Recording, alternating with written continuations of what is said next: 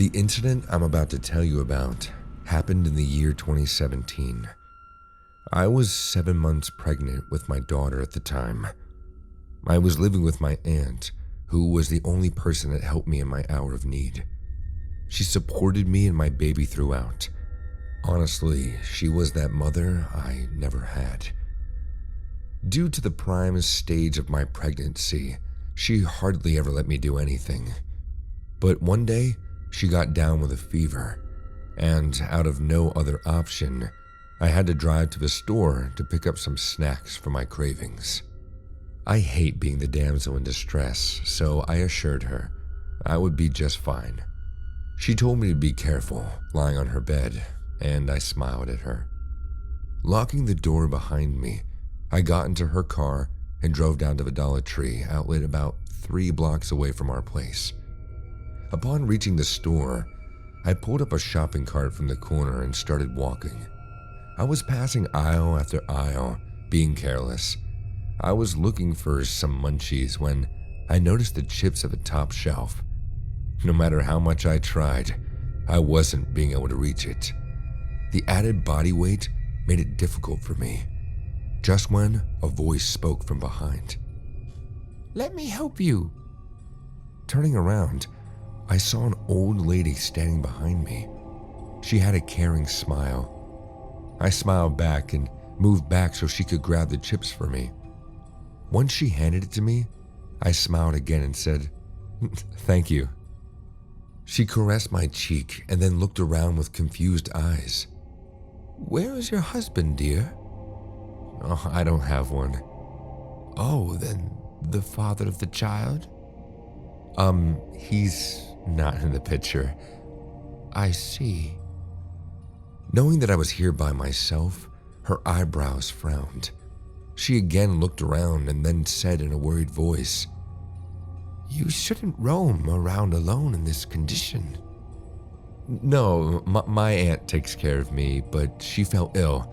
That's why I had to come here today."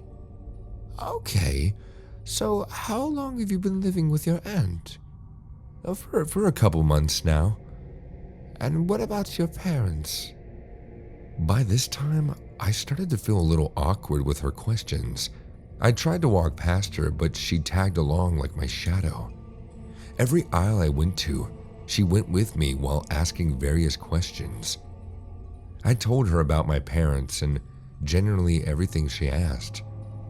Now, I realized what a huge mistake that was, but at the moment, I thought she was just concerned about me. She went on with her advice and suggestions about how to care for the baby and me. One thing that unsettled me about her was the way she talked. She barely blinked. Her eyes were always moving around, watching every move in the Dollar Tree outlet. There weren't many people in the store. I grabbed some juice boxes when the woman leaned towards me in a creepy way and said, "For your cravings, huh? If I was your aunt, I would have taken way good care of you." "She already takes good care of me." "Well, you are here alone, and this condition proves otherwise." I began to feel pissed off as the old lady kept shaming my aunt for not being a good guardian. I tried to shake her off, but she wasn't taking my hint at all. So I ignored her and started to walk the other way. The old lady followed me again, but this time things started to get creepy. "Why don't you come with me?" She asked this out of the blue and kept smiling at me like it was perfectly casual to say to someone that you just met in a departmental store. Excuse me? "I can take good care of you and your baby. I have this big farmhouse located on the outskirts. Trust me, you and your baby will have the best life." I have to go home now." Saying this, I turned to walk away, but the old lady grabbed my cart and stopped me. She smiled big and said, "Okay, let's drive to your place first so you can take all your stuff. I will take you to my place." I couldn't keep calm anymore. I pulled her hand away from my cart, which came as a shock to the woman, but she moved back a bit. "I am not interested in living with you. I have my aunt to take care of me. Now please, leave me alone." Her face turned all serious hearing my angry voice. She looked down for a while and then again looked me in the eyes. A creepy grin appeared on her face and she spoke in a spine-chilling voice. "But what if something happens to you? Your aunt is not with you now. Life is very uncertain, you know." What do you mean? "You're a freak. Stay the hell away from me or I'll report you to the cops." Saying this, I didn't wait a single second near her. While walking away, I looked back to see if she was following me. But this time, she was gone. My eyes searched for her the entire time I was inside the Dollar Tree, but I didn't see her. After billing, one Dollar Tree employee helped me to carry the bag up to my car. Wishing me a good day, the employee went back in and I found myself standing in the empty parking lot. All I wanted was to drive home ASAP, but my panic-stricken mind suddenly gave birth to the urge of peeing. Being pregnant and driving while holding your pee was next to impossible for me at that moment, so I had no other choice than to finish my business. The public restrooms of Dollar Tree are located at the end of the store, and I didn't want to go in just to meet that creepy old lady one more time.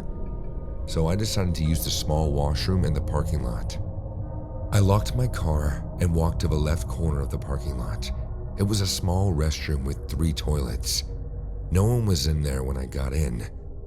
I entered the first toilet and was doing my business when I heard the washroom door creak open, followed by slow footsteps.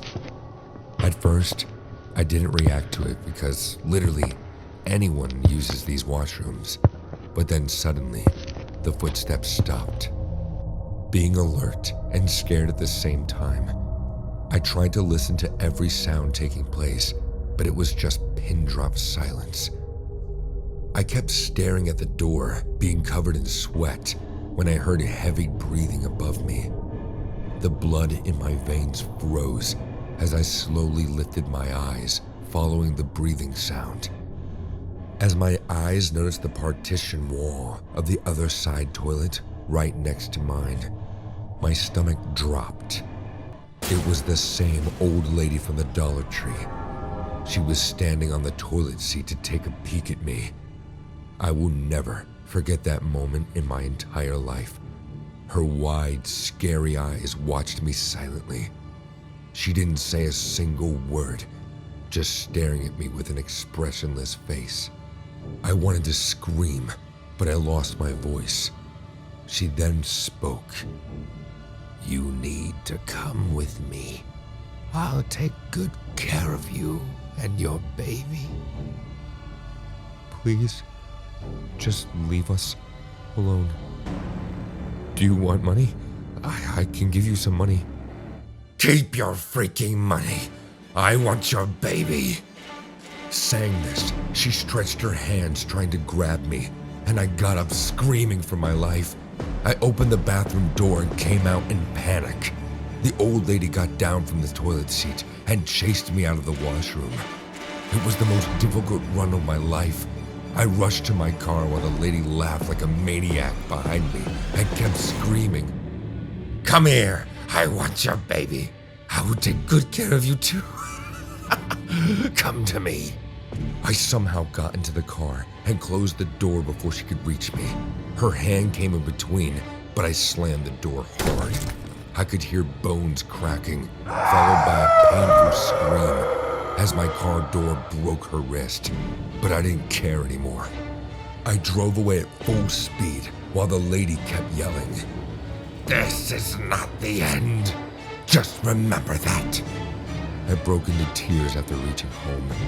My aunt immediately called the cops and informed them about this lady, everything that happened with me there at the Dollar Tree. The cops never found the woman, but a week after this incident, I read a missing persons report in the newspaper, who was a pregnant woman in her late 20s. She went shopping in the same Dollar Tree outlet one afternoon and since then, no one had seen her to date. No one knows what happened to her or her baby. I strongly believe that the creepy old woman has something to do with that disappearance.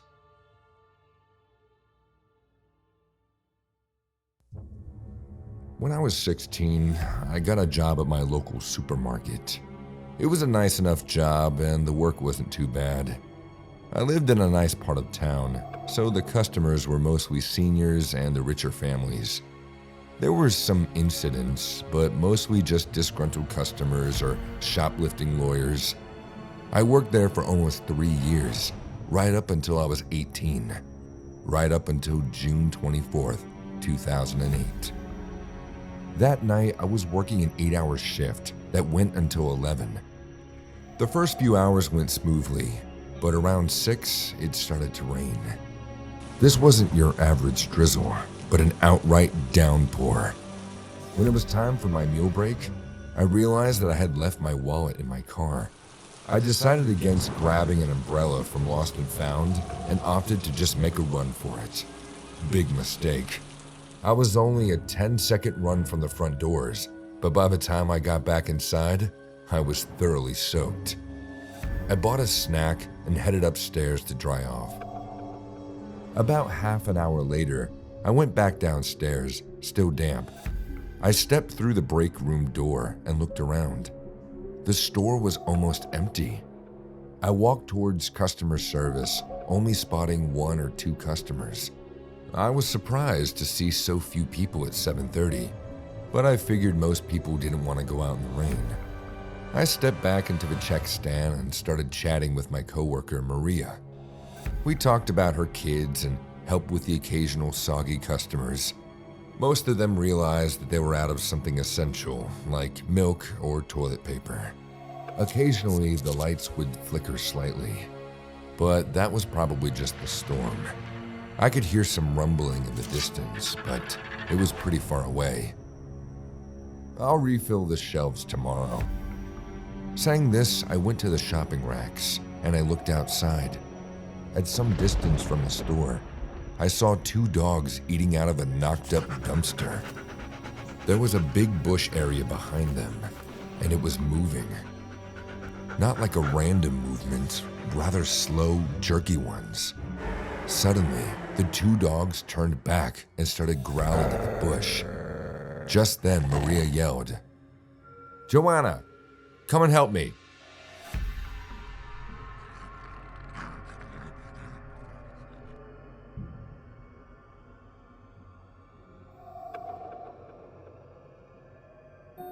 What the hell? "Joanna, coming." I got up and walked to her with a very confused mind. Those dogs kind of vanished in thin air, and I was pretty sure I saw something coming out of that bush, but it was so fast. By the time we restacked the aisles and came back to our seats, it was 15 minutes late for closing time. We called Victor, who was our night cleaning guy. He came and started to wipe the floors. Now, Victor lives in a small garage store right behind the supermarket, so he was like our handyman as well. He came mopping the floor right next to my stand and asked, "All good? You look a little worried." "No, it's nothing. I'm just tired." "Okay, I'll make it quick then." "Thanks." I started to pack up my things and Victor went to finish his work. He was always nice to me. We dated for a while too. Anyway, so as I came out and stood right beside the exit to smoke, I noticed the empty highway surrounded by woods. The streetlights made the ambience even spookier.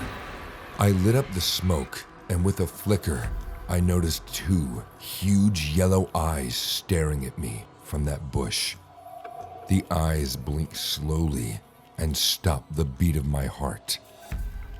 "You forgot your phone on the desk, Joanna." I turned back and saw Victor yelling for me. Something kicked in me and I ran inside at full speed. As I closed the door behind me, a bolt of huge lightning struck and the lights went off. Bloody hell, what a night. I'll light some candles." Maria was lighting the candles and keeping them on stands while Victor sat down near a window and lit up a cigarette. Suddenly, breaking the silence, I spoke. "Something is out there." "What? What did you say?" "I said something is outside. I think something ate those dogs, or I don't know." "What are you saying, Joanna? What dogs?" "Guys, believe me. Something evil is out there. Some kind of creature. It has eyes like a cat, but they're huge." "It's probably a cat. You spooked yourself." "No, Victor. I know what I saw." "Fine, I'll go check it out." "No, don't." Victor took his mop in one hand and a flashlight in the other. He went out, and Maria followed him. Having no other choice, I had to follow them as well. We came out, and I pointed to the bush. Victor poked the bush with the end of the mop, and then 3 with his flashlight on it. As soon as he did, my blood froze. A partial head of a cat-like creature could be seen from the bush. The eyes were watching us, while its sharp, long ears sprung out like antlers. What the hell is that? "Hello, kitty, kitty, kitty. Come here. Are you hungry?" "Maria, don't. Don't get too close to it." But Maria didn't listen, and she went too close to the bush. Just then, the power came back, and the big lamppost right above the bush flashed on, and we all became numb in fear. Standing behind the bush was a huge creature, almost big like a lion, but it had a very slim body with no fur, like a sphinx cat. But oddly, has hair on its face and a thin layer of fur around its neck. It had a huge drooling jaw, which opened and licked its lips on its huge teeth. It was a 4-legged animal, but it was standing on its 2 feet like a werewolf. Victor threw the mop at it in fear and started running to the store. I did the same too, but before Maria could run, the creature flung its sharp claws on her flesh and grabbed her by the other hand. Then, with one small press, it broke her body into 2 pieces. It was horrifying to watch, but there's no way I could have helped her. Helping her would have brought me the same fate. We got in and closed the glass door, but I knew it wasn't enough to hold this beast from killing us. It ate our colleague and wiped the blood off its lips with one leg and slowly disappeared into the darkness of the woods. The cops investigated Maria's death as a missing person case. Her body was never found. It never will be. I just hope that none of you come across that creature ever in your life.